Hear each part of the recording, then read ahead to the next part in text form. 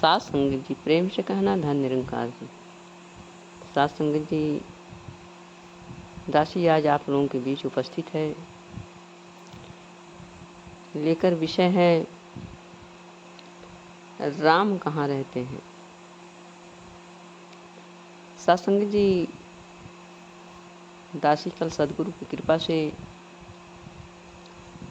राजपिता रमित जी की छत्रछाया में होने वाले संत समागम में अयोध्या धाम में गई थी। वहाँ पर संतों के दर्शन हुए। राजपिता रमित जी के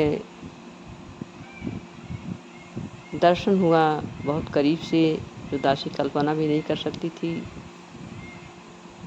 खूब छक के दर्शन किया,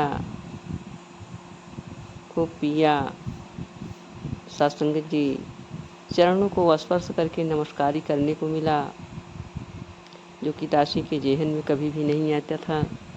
सत्संगत जी सदगुरु बाबा हरदेव सिंह जी महाराज थे। दासी लोगों के मुख से सुना करती थी कि बाबा जी का चरण स्पर्श किया था। सत्संगत जी, दासी सोचती थी, लोग बड़े भागों वाले हैं जो इनको इस तरह से सदगुरु के दर्शन मिलते हैं, और हम लोग तो नमस्कारी की लाइन में लगकर दूर से ही घुमा दिए जाते हैं। सत्संगत जी, आज वह कल्पना साकार हुआ। सदगुरु जो है इस रूप में चरण स्पर्श करने का अवसर प्रदान किया। निहाल हो गई दासी, जिसका वर्णन नहीं कर सकती है। सत्संगत जी, सदगुरु सारे सुखों के खजाना होते हैं। इनके दर्शन मात्र से ही मनुष्य के सारे पाप पुण्य का ढेर नष्ट हो जाता है, कुछ रह ही नहीं जाता है। सत्संगत जी, राजपिता जी ने अपने विचारों में फरमाया कि अयोध्या है, लोगों का मानना है कि यहाँ राम बसते हैं, लेकिन सत्संगत जी उन्होंने कहा कि राम कहाँ बसते हैं। राम तो हर जगह बसते हैं। राम कण कण में है, राम जर्रे जर्रे में है। सत्संगत जी, अयोध्या कोई स्थान नहीं है, बल्कि जहाँ राम है वहीं अयोध्या है। 14 वर्ष तक भगवान राम अयोध्या में नहीं थे, वनवास में थे। तो सत्संगत जी, जिस समय अयोध्या में राम नहीं थे, तो क्या उस अयोध्या की रौनक पहले जैसी रही होगी? नहीं रही होगी, क्योंकि जहाँ पर राम है वहीं पर अयोध्या है। तो हम अयोध्यावासी कब हो सकते हैं सत्संगत जी? जब हमारे दिलों में इस रमे हुए राम का वास हो, ये रमे हुए राम का हम हर पल एहसास कर पाएँ। अगर हमारे अंदर एहसास नहीं है तो हम अयोध्या में रहते हुए भी राम की नगरी में नहीं हैं। सत्संगत जी, कहा जाता है कि राम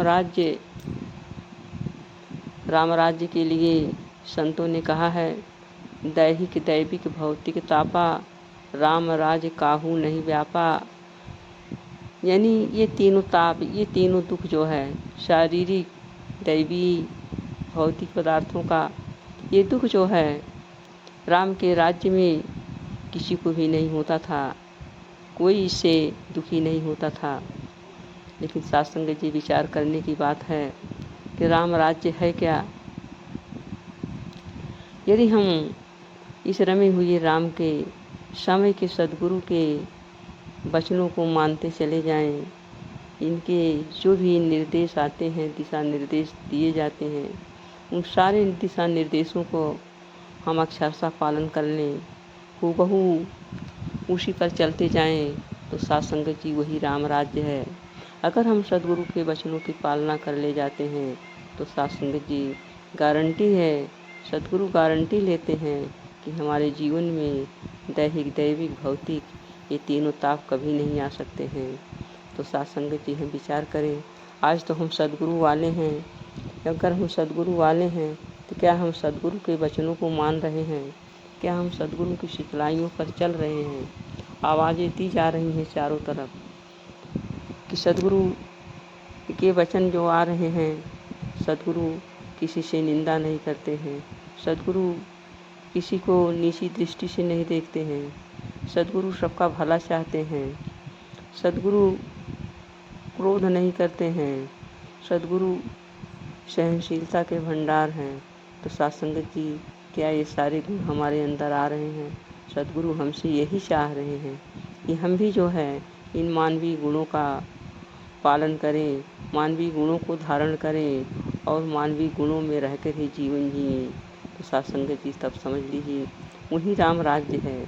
अगर जो है एक गांव के सारे इंसान इन मानवीय गुणों को धारण कर लें और एक दूसरे के साथ है ऐसा ही व्यवहार करें, तो साथ संगत जी उस गांव में कभी भी झगड़ा, दंगा, फसाद ये सारी चीज़ें नहीं हो सकती हैं। आज संसार में देखा जा रहा है कि मार काट, लड़ाई झगड़े यही सारी चीज़ें चारों तरफ व्याप्त हैं। साथ संगत जी, अगर इंसान इस मानवीय गुणों को धारण करके जीवन जिए तो साथ संगत जी ये सारी चीज़ें पल भर में ही इस पूरे संसार से दूर हो जाएंगी। आइए साथ संगत जी, सद्गुरु की कृपा से सद्गुरु से हम अरदास करें कि मानवीय गुण हमारे अंदर आते चले जाएं। इनकी कृपा हर पल बरस रही हमारे ऊपर। कमी हमारे में है कि हम मानवीय गुणों के अलावा अमानवीय गुणों को धारण करते चले जाते हैं। साथ संगत जी, मानवीय गुणों को हम अनदेखी कर देते हैं। सद्गुरु की सिखलाई है कि हमारे जीवन में मानवीय गुण आए। पूरी दुनिया में मानवीय गुण की ही कमी है, तभी दुनिया जो है भ्रष्ट होती चली जा रही है। सद्गुरु पूरी दुनिया का भला करने के लिए अवतरित हुए हैं, इस शरीर को धारण किए हैं। सद्गुरु आता है जग में सुखिया करने कुल संसार, सद्गुरु आता है जग में करने केवल परोपकार। तो साथ संगत जी, सद्गुरु उपकार करने के लिए आए हैं, तो हम भी इनके इस मिशन में ये योगदान कर पाएँ कि हम भी चारों तरफ है सबके भले की ही कामना करते हुए हमेशा हर पल जीवन जिए। प्यार से कहना, धन निरंकार जी।